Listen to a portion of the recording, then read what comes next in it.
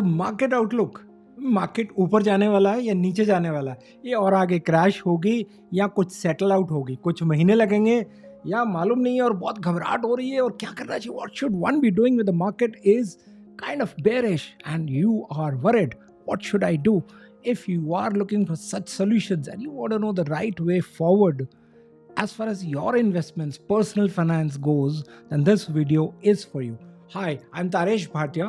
I'm a financial freedom specialist, author of this book, The Richest Principles, now an Amazon bestseller. Check out the book if you still haven't got it, because it brings the basics of how you should be investing. आप अपने पैसे को कैसे invest करें, एक अमीर आदमी कैसे बने और एक खुशहाली भरी जिंदगी कैसे जिए, ये इस बुक में मैंने लिखा हुआ है. अब लाइक करें, सब्सक्राइब करें, और अभी तक आपने इसको नहीं सब्सक्राइब किया तो सब्सक्राइब बटन प्रेस करें, नोटिफिकेशंस करें, ताकि इस तरह के अच्छे वीडियोस आपके पास आराम से आते रहें और आप इंजॉय करते रहें अपनी इन्वेस्टमेंट लाइफ और अपनी सुखद लाइफ भी साथ साथ. तो अब क्या करें, आखिर तक जरूर देखिएगा. थोड़ा सा डिटेल में जाऊंगा, लेकिन बहुत ही सिंपल वीडियो मैंने बनाया, अपने क्लाइंट्स के लिए बनाया, ताकि वो समझ सकें ये मार्केट का उतार चढ़ाव से होता क्या है. और ये प्रेजेंटेशन इसको और भी सिंप्लीफाइड बना देगा. कोई जार्गन्स नहीं, सिंपल लाइन में मैं आपको एक्सप्लेन करने वाला हूँ अगले 10 मिनट में कि आपको क्या समझ आ जाना चाहिए, ताकि आप अकॉर्डिंगली एक्शन लें और इधर उधर की सुनी सुनाई बातें, मार्केट, टीवी, न्यूज़पेपर चैनल्स, लोगों की बातें, अफवाहें और दुनिया भर से जो लोग आपको बता रहे हैं कि ये होने वाला है, उससे बच के रहें और ध्यान से अपने फाइनेंशियल प्लानर के साथ अपने गोल्स को परस्यू करते हुए, अपने इन्वेस्टमेंट एडवाइज़र को कहते हुए कि मेरी इन्वेस्टमेंट्स को ऐसे आगे लेके चलो, एक सुनियोजित ढंग से, in a proper planned way, you can enjoy this downward and upward movements of the market which keeps happening. And there are a lot of statistics. Watch out my other videos on my YouTube channel Taresh Bhatia, जो इस बात को और भी simplified कर देते हैं. और ये सब कुछ मैं इतने दावे से क्यों कह पा रहा हूँ, बिकॉज पिछले 20, 25, 30 सालों में, 3 डिकेड से मैं इस रिचनेस प्रिंसिपल्स के बेसिस पे, जो इसमें मैंने मेथड्स बताए हैं, जो मैंने प्रिंसिपल्स बताए हैं, उसको मैंने अपने क्लाइंट्स के साथ देखा है कि वो उसको इम्प्लीमेंट करते रहे, अलग अलग टूल्स और मेरी रिसर्च के साथ कंटिन्यूसली अपनी इन्वेस्टमेंट्स को ग्रो करते हुए, मार्केट के उतार चढ़ाव से ऊपर निकलते हुए. और उन्होंने देखा कि ये जो कुछ आइडियाज़ हैं उनके लिए काम करते हैं. और ये रिसर्च कहती है कि कुछ आइडियाज़ अगर काम करते हैं तो आप उन्हीं को यूज़ करें, सुनी सुनाई बातों पे मत जाएं. तो अपने डीप रिसर्च के बजाय आप थोड़े से ये 10 मिनट देखिए और समझिए अभी जुलाई 22 में क्या आउटलुक है और आपको क्या धीरे से समझ आ जाना चाहिए, ताकि आप तेज़ रफ्तार से अपनी इन्वेस्टमेंट्स को ध्यान से देखें. मैं कोई स्टॉक टिप्स नहीं दे रहा हूँ, मैं कोई म्यूचुअल फंड के नाम नहीं दे रहा हूँ, मैं कोई इन्वेस्टमेंट आइडियाज़ नहीं दे रहा हूँ, मैं आपको कोई बड़ी चीज़ नहीं बताने वाला हूँ. वेरी सिंपल छोटी सी बातें जो आपको, आपके लिए, आपको समझ में आ जाएंगी और आप मज़े से अपनी फाइनेंशियल प्लान को देख पाएंगे होते हुए और इन्वेस्टमेंट्स को देख पाएंगे कि वो आराम से हो रही है. तो चलिए आगे चलते हैं और इस प्रेजेंटेशन में डीप डाइव करते हैं. और इस वीडियो को एंड तक जरूर देखिएगा, because this can transform the way you think about the market, about your investments and your worried, और ये सारी आपकी चिंताओं को शायद दूर कर ले जाओ. तो आखिर तक ये वीडियो जरूर देखिएगा ताकि आपको आराम से समझ में आ जाए. अब चलिए देखते हैं ग्लोबल चैलेंजेस क्या हैं. ये सिर्फ इंडिया में नहीं है, ये सिर्फ इंडियन इन्वेस्टमेंट मार्केट्स में नहीं, ये दुनिया भर में रिसेशन आ चुका है, नंबर 1. और इसके साथ साथ इन्फ्लेशन, अमेरिका में 9% इन्फ्लेशन पहुंच गया, जो कि 40 साल 1971 के पहली बार ही इतना ऊंचा इन्फ्लेशन देखा गया. और अभी ये रहने वाला है. और इसी के साथ क्या इक्विटी ऊपर बढ़ेगी? नहीं, वहाँ पर भी बहुत चेंजेस हो रहे हैं. ओमिक्रॉन आ चुका है, जाने वाला है, कुछ और आ रहा है, मंकी पॉक्स. लेकिन इसके बीच में क्या वैल्यूएशंस, जो हमारी इन्वेस्टमेंट्स हैं, जो हमारी इंडिया में इन्वेस्टमेंट्स हैं, उनसे कुछ फ़र्क पड़ेगा? जियोपॉलिटिकल रिस्क क्या हो सकता है कि आपने देखा कि सभी एसेट क्लासेस डाउन है एक्सेप्ट एक चीज़ के, जो है कमोडिटीज़. वो क्यों? क्योंकि जो जियोपॉलिटिकल फैक्टर्स होते हैं वो कई रीजन से अप एंड डाउन मूव करते हैं. मैं उसमें डीप नहीं जा रहा हूँ, मैं सिंप्लीफाइड रख रहा हूँ. इसलिए मैं सिर्फ इतना ही बताना चाहता हूँ कि अगर इन्फ्लेशन 4 दशक से 4 डेकेड से यूएस में सबसे ऊपर आ चुका है, तो हम क्या देख रहे हैं कि 1.6% माइनस में गया है यूएस का जीडीपी भी. और अगर ये सिनारियो वहाँ पर है और हाउसिंग वहाँ पर लेस अफोर्डेबल होता जा रहा है, मैं अभी तक सिर्फ ग्लोबल चैलेंजेस की बात कर रहा हूँ. और क्रिप्टो तो अब जनवरी से लेके जून जुलाई तक एक बबल था जो शायद बहुत बुरी तरह से बस्ट हो चुका है, माइनस वो अपनी 20% वैल्यू पे आ चुका है। और कितना डाउन जाएगा, क्या होगा, वेल स्टे अवे, और तो मैं ज़्यादा कह नहीं सकता हूँ इसके बारे में। वेल अगर इंडियन इकोनॉमी की अब बात करें स्पेसिफिकली, तो 18% ग्रोथ कोर सेक्टर में मई 22 में रिकॉर्ड किया गया, जो कि पिछले 13 महीनों से सबसे हाईएस्ट है। जीएसटी कलेक्शन सबसे ज़्यादा है। इंडियन एक्सपोर्ट्स $422 बिलियन तक पहुंच गए, और कैपेसिटी यूटिलाइजेशन पिछले ईयर से इस ईयर में डबल होने की उम्मीद है। और हाउसिंग डिमांड बढ़ते हुए जो रश दिख रहा है कि जितना प्रोडक्शन होगा, जितनी हाउसिंग होगी, उसकी डिमांड है, ये बहुत देर के बाद हो रहा है कि डिमांड बढ़ रही है, सप्लाई के साथ मैच हो रही है। अभी तक सप्लाई ज़्यादा थी, डिमांड कम होती थी। और इसी तरह से जो कॉर्पोरेट इंडिया है और उनकी पॉजिटिव बैलेंस शीट बनते हुए आरबीआई के जो इन्फ्लेशन रेट्स हैं 6.2 और 7.8 के अंदर नीचे लाना एक बहुत ही महत्वपूर्ण, they are doing a wonderful work RBI under ministry of finance, and they are able to control this inflation. अगर वो और इसको कम ला पाते हैं, कंट्रोल कर पाते हैं, और जो भी वो मेजर्स लेंगे, मैं देख रहा हूँ कि बहुत ही लाजवाब सॉल्यूशन है जो अब नेक्स्ट उन्होंने लाए हैं, रुपी में ट्रेड। इसकी वजह से बहुत चीज़ें और आगे बढ़ने वाली हैं। तो अगली चीज़ में चलते हैं।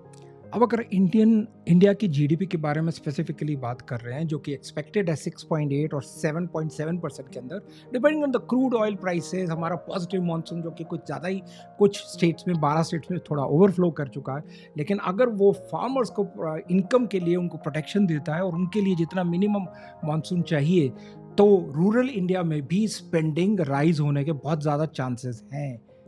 अब अगर मुझे लोग बोलते हैं कि ये इंडियन मार्केट आउटलुक बुलिश है या बेरिश है, क्या ये बुलिश है? वेल, इंडिया इन वैल्यूएशंस को अगर हम देखें तो इस टाइम पे वो प्रीमियम पे है, और इंडिया अपने आप के जैसे कंट्रीज से, जैसे कि ब्रिक्सेट है, उससे चाइना, ब्राज़ील, इमर्जिंग मार्केट से तो बेटर ही कर रहा है। और तो CAGR पहले से बेटर होना, जो पिछले 2003 से लेके 2014 तक का पीरियड था, उससे फाइनेंशियल इंस्टीट्यूशंस का प्रॉफिट बुक करना, और अब स्मॉल और मिड कैप आउट परफॉर्म कर चुके हैं पिछले 3 साल में लार्ज कैप से। तो ये क्या बुलिश है या बेरिश है, थोड़ा सोचते हैं, अभी आगे चलते हैं, इसको यहाँ नहीं रोकते हैं। 2 सेक्टर्स ने तो बहुत अच्छा परफॉर्म किया है, और सेक्टोरल में एनर्जी और रियल एस्टेट बहुत ही आगे बढ़ा है, और आने वाले कुछ महीनों में इनमें अच्छी तेज़ी रहेगी। So it will be good opportunity to invest here. अगर साथ ही साथ मैं पिछले 2-3 महीनों का एनालिसिस करें तो मई में 12,000 करोड़ के सिप्स हुए हैं, और लॉन्ग टर्म इन्वेस्टर इस टाइम पे अगर कंटिन्यू कर रहा है और आगे का होराइजन देख रहा है, तो वो ज़रूर फ़ायदेमंद होगा। इस डाउनवर्ड स्लिप से भी वो फ़ायदे में रहेगा। क्या FII फाइनेंशियल इंस्टीट्यूशनल इन्वेस्टर्स हमारी इकोनॉमी को इफेक्ट कर रहे हैं? क्या उनके पुल आउट, यूएस में फेडरल रेट्स का धीरे धीरे बढ़ना और आरबीआई का साथ साथ स्टेप्स लेना, इन्फ्लेशन को रोकना, और जो मैंने सारे ग्लोबल फैक्टर्स ऊपर बताए, और इंडियन इकोनॉमी को देखते हुए, क्या उनके पुल आउट होने से हमारी इकोनॉमी इफेक्ट होगी? ज़रूर होगी, लेकिन और बहुत सारे फैक्टर्स हैं जो हमारी इकोनॉमी को या तो ऊपर ले जाएंगे, या ऑयल प्राइसेस, क्रूड प्राइसेस के हिसाब से।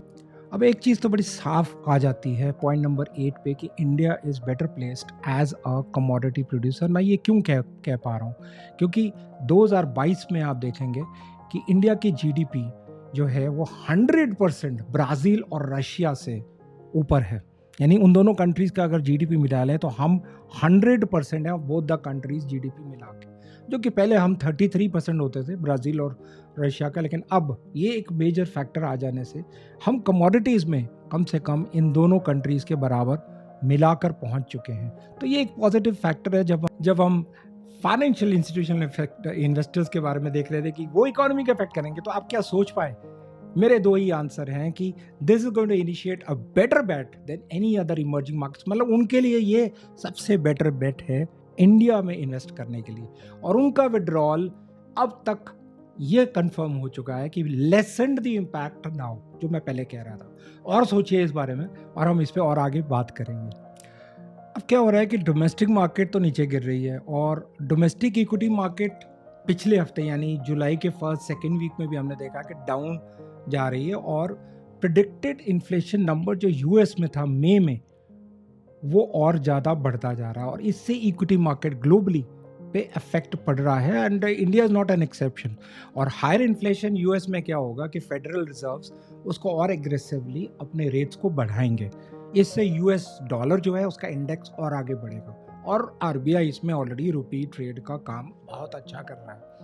अब हिस्टोरिकली वी हैव सीन कि जब ऐसी सिचुएशंस होती हैं तो एक इन्वर्स रिलेशनशिप स्टॉक्स के साथ होता है, इंडियन मार्केट के साथ भी होता है, इंडियन इक्विटी मार्केट के साथ भी होता है, यूएस डॉलर के साथ भी हमारा इफेक्ट हो रहा है।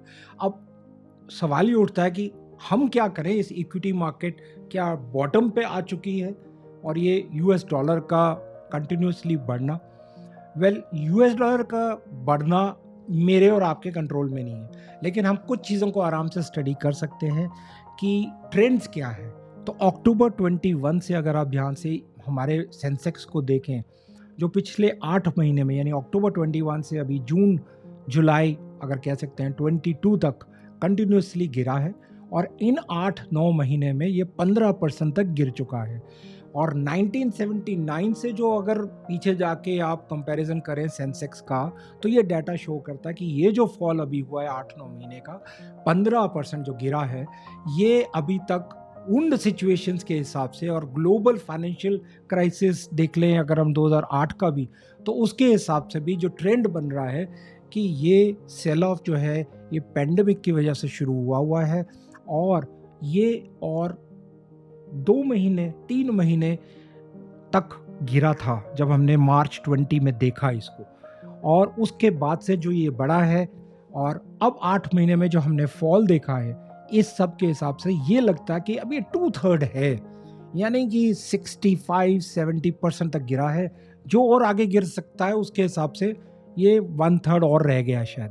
तो अगर सेंसेक्स इतना गिर गया है, शायद और गिर सकता है, तो आप उम्मीद करें कि और 10% ये गिर सकता है अगले 2-3-4 महीने में।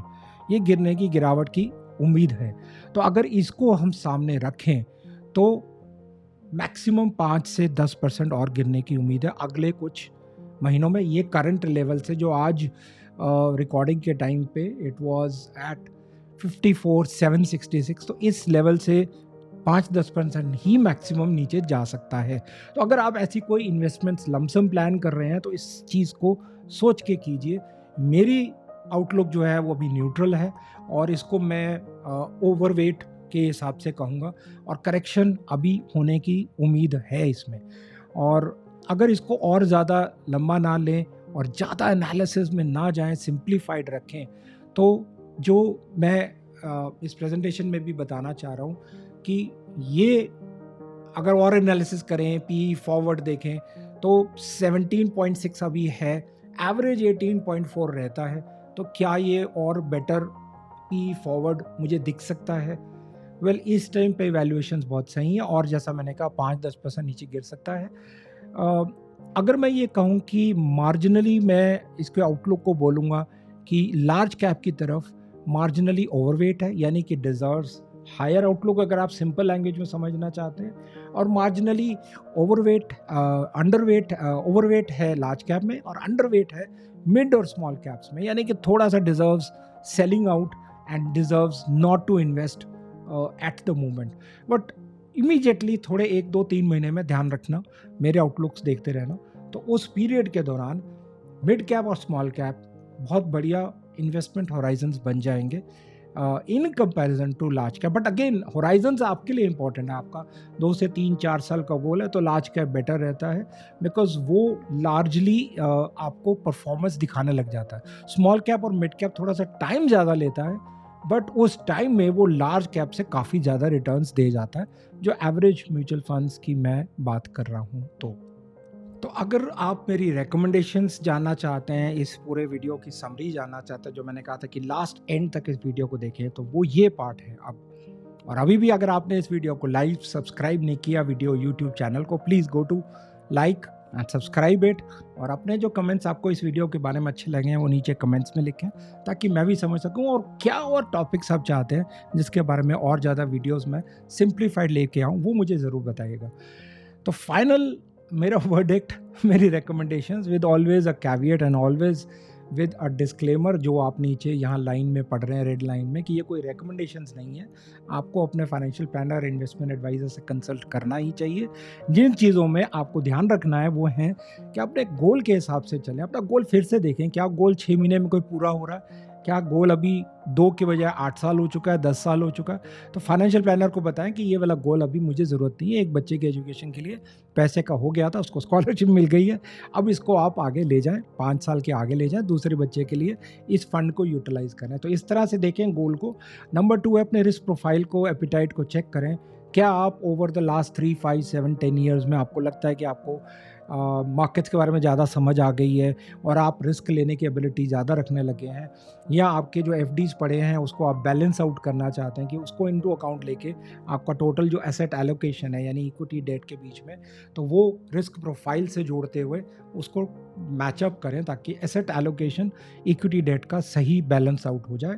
और अब आप देखें टाइम होराइजन कितना है कि आपका जो गोल जल्दी है, लेट है, वो क्या कुछ एडजस्ट हो रहा है, कुछ अभी ज़रूरत पड़ने वाली है अगले 3 महीने, 6 महीने, साल में, तो उस इन्वेस्टमेंट्स को सामने ले आइए, रेडी टू रिडीम रखें ताकि ये मार्केट से फ्लक्चुएशन से फ़र्क ना पड़े। और अब कोई भी पैसे की ज़रूरत अगले 6 महीने में, साल में, तो उसको लो रिस्क फंड्स में ले आइए ताकि वो आपके कंजर्वेटिव प्रोफाइल से मैच करते हुए आपको वो इजीली लिक्विड हो सकें पैसे, और ये सडन ऊपर नीचे मार्केट के जाने से आपको तकलीफ ना हो, आप उसमें इतने कंसर्न ना हो। नंबर 2 है हाई रिस्क। तो अगर आप हाई रिस्क में आते हैं और आपका गोल्स और ऊपर की सारी चीज़ें मैच कर रही हैं, तो ये सब इस टाइम पे, मैं सिर्फ अगले 3 महीने के लिए, 2 महीने के लिए बता रहा हूँ, इस टाइम के लिए लार्ज कैप्स में जा सकते हैं और मल्टी कैप्स में जा सकते हैं। अगर आपके पास लमसम है तो it's a good point to go into multi caps ताकि वो स्प्रेड आउट हो जाए, और कुछ पैसा आप फ्लेक्सी कैप्स में लगा सकते हैं, जैसे कि बैलेंस्ड एडवांटेज फंड्स होते हैं जो कि एवरेज, डेली एवरेजिंग कर देते हैं और कितना इक्विटी में जाना है, कितना डेट में, वो टेक केयर कर लेते हैं इस फ्लक्चुएशन मार्केट में, जबकि कुछ लग रहा है कि ये बेयरिश मार्केट रहेगी अगले 2-3 महीने तक। और जो कंजर्वेटिव इन्वेस्टर्स हैं आपके लिए सही है डायनेमिक बॉन्ड फंड्स और इक्विटी हाइब्रिड फंड्स में, बट एग्जिट क्लॉज जरूर समझ के करेगा, खास करके इक्विटी हाइब्रिड में, और टैक्सेशन को जरूर समझ के चलिएगा कि इनकी टैक्सेशन क्या होती है।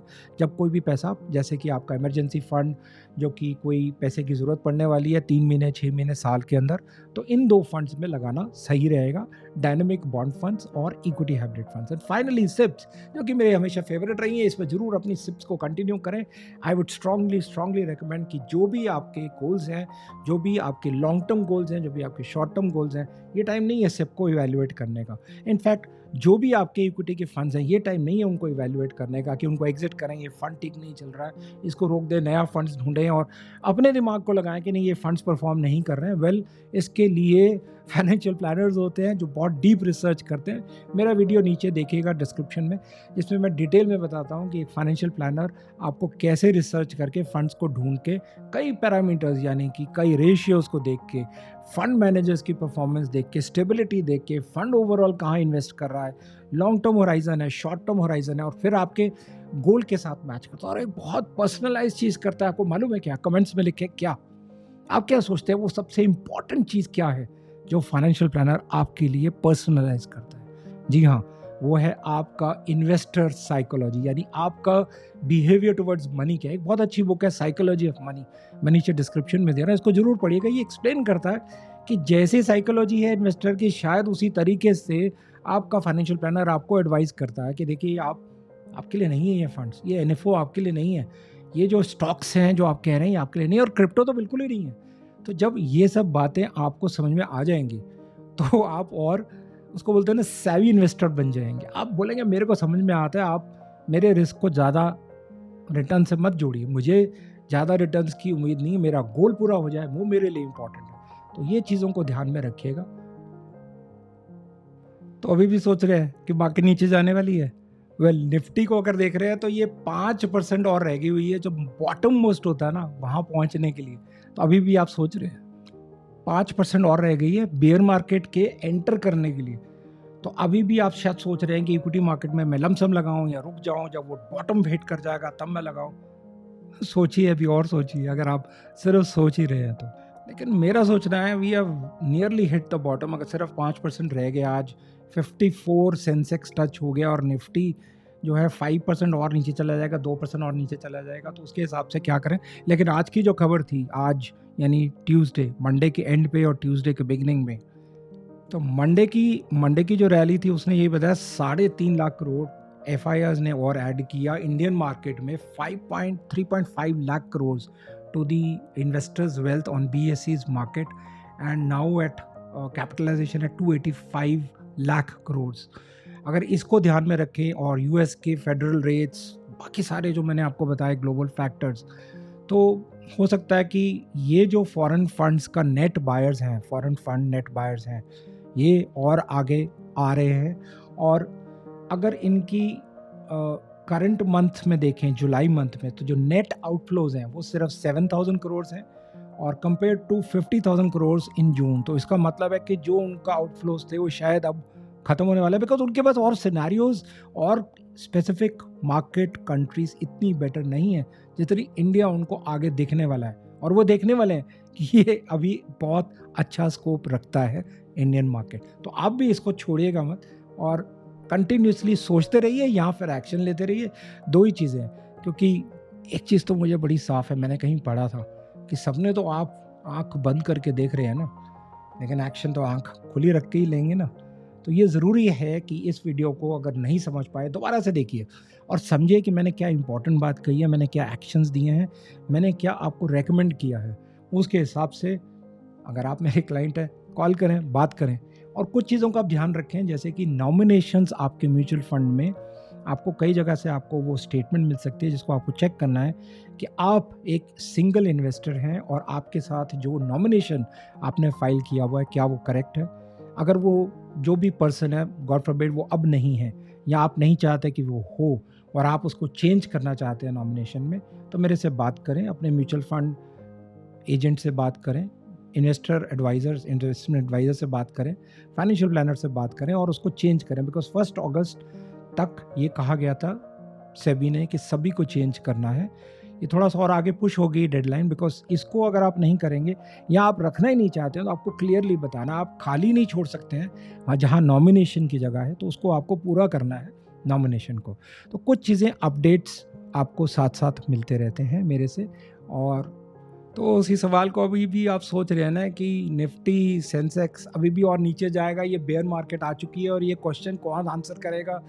तो मेरे हिसाब से वेदर आप इसको इक्विटी को और बढ़ाएं, मार्केट नीचे हिट हो चुकी है, या कुछ में भी शिफ्ट करें इक्विटी में या इक्विटी से डेट में करें। अगर आप ये भी सोच रहे हैं कि मार्केट और फिर नीचे जाएगी, थोड़ी और स्लिप कर जाएगी, I think we are close to the bottom. तो और ज़्यादा सोचने की ज़रूरत नहीं है। और इंडियन मार्केट्स में वो रेजिलियंस आ चुकी है जो RBI ने स्टेप्स लिए हैं, जो इंडियन गवर्नमेंट स्टेप्स ले रही है, और going forward one can expect कि Indian markets are going to outperform their global peers. जैसे मैंने कहा चाइना, जैसे मैंने कहा ब्राज़ील, जैसे मैंने कहा रशिया, और जैसे मैंने कहा ब्राज़ील के साथ रशिया का कमोडिटीज़ का सेक्टर में मैंने एक्सप्लेन किया। So we going to be the fastest growing economy in the world. Well, if not the fastest, ठीक है, वन ऑफ द फास्टेस्ट होंगे, ये पक्का आ रहा है नज़र।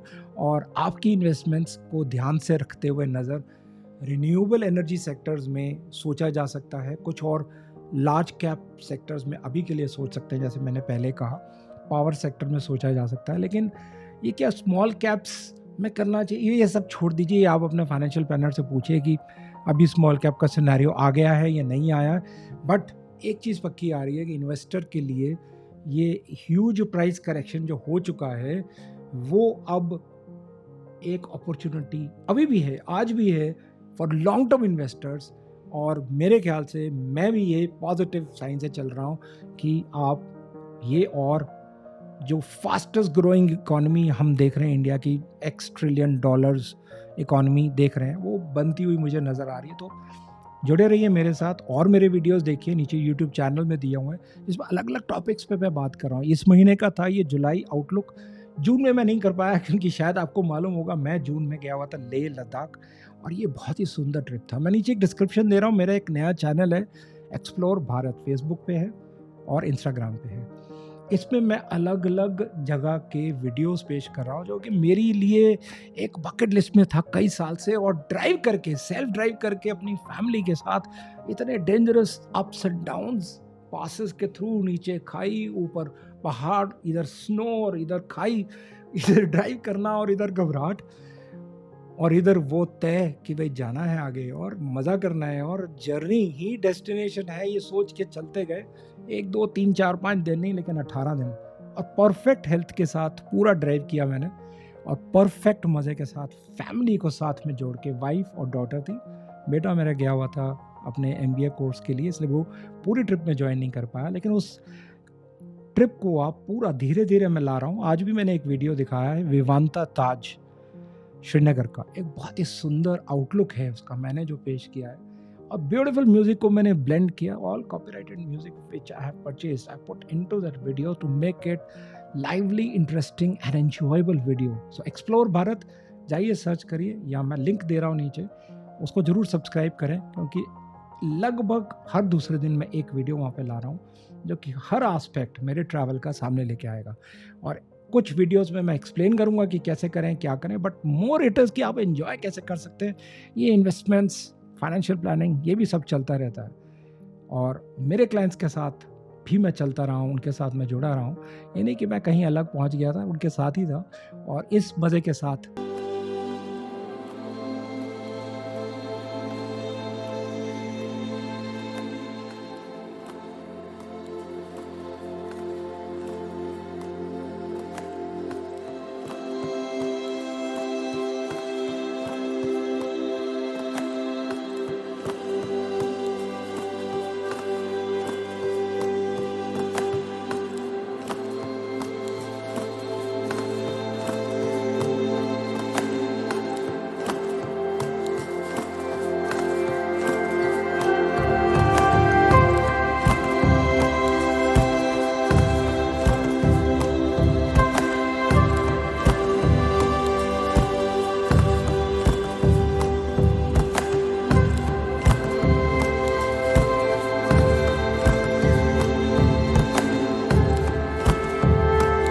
Do not forget to subscribe, like and put your comments here कि आपको ये वीडियो कैसा लगा, और आगे ट्रिप्स और आगे कैसे करें, और आप क्या चाहते हैं, कौन से वीडियोस बनाएं, मुझे ज़रूर बताएगा। मैं हूँ तारेश भाटिया, आपका फाइनेंशियल फ्रीडम स्पेशलिस्ट, क्वालिफिकेशन से एक सर्टिफाइड फाइनेंशियल प्लानर हूँ, और ये कंपनी को रन करता हूँ, एडवांटेज फाइनेंशियल प्लानर्स LLP, जो सेबी से रजिस्टर्ड इन्वेस्टमेंट एडवाइज़र है। यानी कि हमारी registration as a investment adviser हमारी फर्म की है, एडवांटेज फाइनेंशियल प्लानर्स LLP।